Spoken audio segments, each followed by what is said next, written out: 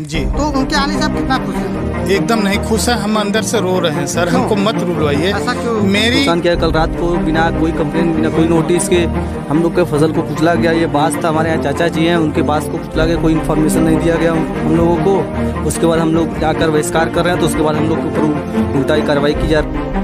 नमस्कार, मैं सोनी सिंह। आज मैं वाराणसी के गंजारी गांव में स्थित है, जहां कि आप मेरे पीछे देख रहे होंगे कि बहुत बड़ा जनसभा होने वाला है प्रधानमंत्री नरेंद्र मोदी का। 23 तारीख को प्रधानमंत्री जी यहाँ पे आ रहे हैं और आप मेरे पीछे देख रहे होंगे कि काफ़ी सारे लोग आपको दिख रहे होंगे। यहाँ पे काफ़ी पुलिस प्रशासन के लोग को अभी से मौजूद लगाया गया है। और यहाँ पे जो जहाँ इनका जनसभा हो रहा है, मैं बता दूं कि वो स्टेडियम के रूप में वहाँ पे ज़मीन जो करीब 30 से 35 एकड़ में जो ज़मीन दिए हैं वो स्टेडियम के लिए, उसी का शिलान्यास कल नरेंद्र मोदी जी आप करेंगे।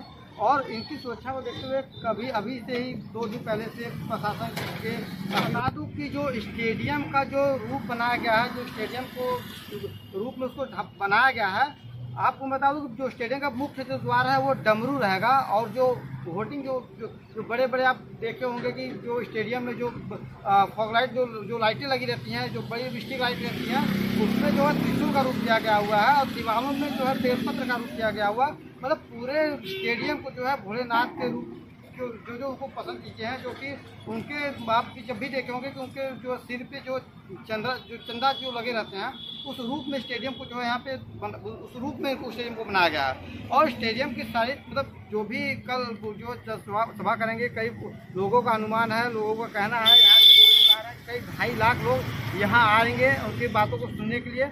और जो अब तक के जो भी चीज़ें प्रधानमंत्री जी किए हैं, उस चीज़ों को यहाँ लोगों को बीच में रखेंगे, बताएंगे। और तमाम चीज़ें अभी मैं यहाँ के किसानों से बात करूँगा और मैं जानने की कोशिश करूँगा कि यहाँ के किसान कितने खुश हैं। के गंजारी गांव में स्थित हैं, जहाँ की कल नरेंद्र मोदी आ रहे हैं और नरेंद्र मोदी के आने से गांव वालों को कितना फ़ायदा हो रहा है, मैं उनसे बात करता हूँ, उनसे जानने की कोशिश करता हूँ कि जो यहाँ पे जो स्टेडियम बना है, स्टेडियम से उसको कितना फ़ायदा होने वाला है। और जो इनके खेतें हैं, जो मुआवजा की बातें मैं करूँगा कि मुआवजा कितनी उनको मिली है, किसान खुश है कि नाखुश है, प्रधानमंत्री से कितने खुश है किसान। अपना नाम बता दीजिए। जी, मेरा नाम चंद्रेश कुमार सिंह है जी। मैं इस गंजारी गांव का निवासी हूं जी। ये बताइए, प्रधानमंत्री जी कल आ रहे हैं जी, तो उनके आने से आप कितना खुश हैं?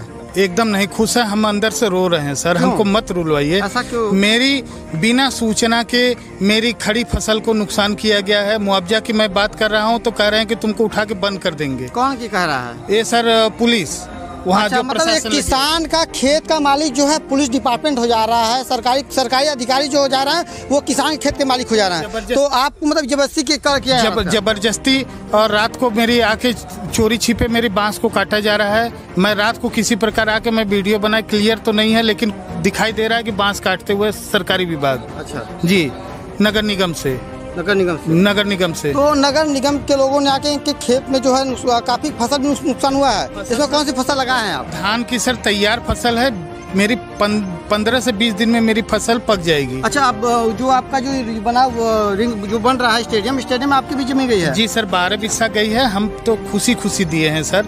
12 बिस्सा हम पूर्ण रूप से सहमत होकर दिए हैं कि चलिए हमारे क्षेत्र में कोई चीज़ बन रही है, विकास होगा सर। आज़ादी के बाद हमारे न गांव में कभी कोई सड़क बनी न कुछ बनी, पहला कोई काम में आया है कि जहां हो। हम सोचे कि ठीक है, लेकिन सर जब मुआवजे की बात करने जा रही तो हम लोगों को डंडा लेके भगाया जा रहा है हमारे खेत में से। अच्छा। हमारे चक में से। आपके खेत से आपको भगाया जा रहा है? जी सर, और भी किसान है, सबको दौड़ा के यहाँ से भगाया जा रहा है। बताइए कि हम लोगों को जमीन देने से क्या मतलब सर? लाठी मार के डंडा लेके दौड़ा रहे हैं हम लोगों को। इसीलिए हम लोग पूरे गांव वाले हैं सर, पूरे गांव वाले हम लोग इस प्रोग्राम का बहिष्कार कर रहे हैं। प्रोग्राम आप प्रधानमंत्री के प्रोग्राम का बहिष्कार कर रहे हैं? हो सकता है अगर आप इस तरीके जो वादात कर रहे हैं आपको प्रशासन को जेल भेज देगी तो क्या करेंगे? भेज दें सर, हमको भेज दें, हम नहीं जाएंगे, हमारी इच्छा, हम नहीं जाएंगे। जबरदस्ती हमको कोई नहीं ले जा सकता हमारे घर से। आप प्रधानमंत्री जी से कितना खुश हैं? खुश तो है, मगर भाई फसल की नुकसान हम लोग को चाहिए वो मुआवजा। जो क्या फसल नुकसान हुआ आपका? धान का और क्या नुकसान हुआ? चलिए ठीक है, यहाँ पे जो गांव के लोग थे, मैं युवाओं से बात करता हूँ। आप लोग प्रधानमंत्री जी को आने से कितना खुश हैं आप लोग? हम लोग बहुत खुश हैं प्रधानमंत्री जी के आने से यहाँ पर जी। आप लोग के रोजगार के लिए आपके मतलब इसमें हो जा रहा है कि युवा बेरोजगार घूम रहे हैं, तो आप लोग के रोजगार के लिए क्या बातें चल रही हैं? अभी तक तो कोई बातें नहीं हो रही है रोजगार के बारे में। आगे क्या होता है आगे देखा जाएगा। तो आपकी भी खेत थी यहाँ पे जी, तो आपके भी खेत जमीन गई है जी जी। आपका भी फसल नुकसान क्या गया है? फसल नुकसान क्या है, कल रात को बिना कोई कंप्लेन बिना कोई नोटिस के हम लोग के फसल को कुचला गया। ये बास था, हमारे यहाँ चाचा जी हैं, उनके बास को कुचला गया, कोई इन्फॉर्मेशन नहीं दिया गया हम लोगों को।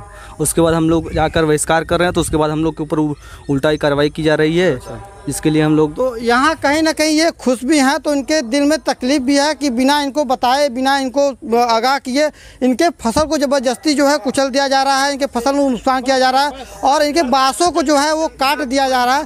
तो अगर ये इनके आपके जो चाचा जी का जो बाँस था, इसमें बाँस कितनी बाँस कटी होंगी? 150 के लमसम है। 150 के लमसम बाँस है। मतलब एक किसान का अगर जेब से 5 रुपया निकल जाए तो उसको दिन में कितनी तकलीफ होती है। तो समझ लीजिए कि उसके जेब से अगर 20,000 रुपये का नुकसान होगा तो वो कहाँ जाएगा? तो ये इतना तकलीफ, ये दर्द किसको बयां करेगा? तो ये बाँस जब आपको कटा था तो आपका इसका कुछ मुआवजा भी मिला है? कुछ नहीं सर, बिना बताए सर, चोरी छिपे रात को ये लोग किए हैं। कह रहे हैं कि तुमको उठा के बंद कर देंगे। हो सकता है आप आए हैं, अगर 4 लोगों के सामने जाए तो मुझे कल बंद भी कर सकते हैं सर। अच्छा, कहीं ना कहीं आपको अंदर हाँ, हमको डर है, हमको डर है। जिस ढंग से प्रशासन का रवैया है सर, सही नहीं है। अच्छा, हमको डर है। हम तो सर इकलौते हैं अपने परिवार में, अपने माता पिता के। हमको तो डर है कहीं कुछ कर भी न दें। अगर कुछ होती है तो समझ लीजिए कि यूपी प्रशासन की पूरी जिम्मेदारी है, अगर मुझे कुछ होती है तो इनके अंदर कहीं ना कहीं ये भी डर है कि अगर मैं अपनी बातों को बता रहा हूँ, समाज में रख रहा हूँ, तो इनको डर है कि यूपी प्रशासन के लोग इनके ऊपर जो है कुछ भी कार्रवाई कर सकते हैं। ऐसे तमाम खबरों के में बने रहने के लिए मेरे साथ जुड़े रहिए। मैं सुनील सिंह, नमस्कार। योगी जी जिंदाबाद, उनका प्रशासन मुर्दाबाद।